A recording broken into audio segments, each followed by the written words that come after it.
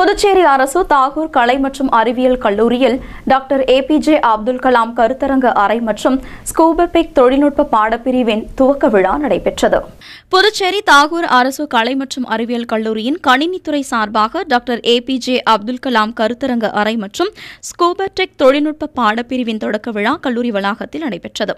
நிகழ்ச்சிக்கு கல்லூரி முதல்வர் முனைவர் சசிகாந்த் தாஸ் தலைமை தாங்கி குத்துவிளக்கேற்றி கருத்தரங்க அறை மற்றும் தொழில்நுட்ப பாடப்பிரிவினை துவக்கி வைத்தார். தொடர்ந்து கணினி அறிவு மாணவர்களின் அறிவு பகிர்வு நிகழ்ச்சியான கூபர்டெக் பாடத்திட்டத்தின் கருப்பொருளை கணினித்துறையின் 3ஆம் ஆண்டு மாணவி ஸ்வீதா ஜோதி விளக்கி கூறினார். இந்த பாடத்திட்டமானது சிறந்த தொழில் முனைவோருக்கான மாணவர்களின் திறமையை வெளிப்படுத்துவதற்காக அமைக்கப்பட்டுள்ளது என்றும், மேலும் கல்லூரி வளாகத்தில் உள்ள கணினி அல்லாத ஆசிரியர்கள் மற்றும் மாணவர்களிடையே தகவல் தொடர்பு தொழில்நுட்ப திறன்களை அறிவூட்டுவதே இந்த பாடத்திட்டத்தின் குறிக்கோள் என்றும் கல்லூரி சார்பில் தெரிவிக்கப்பட்டுள்ளது. புதுச்சேரியில் முதன்முறையாக எடுக்கப்பட்ட இந்த புதிய முயற்சிக்காக மாணவர்கள் பாராட்டப்பட்டனர்.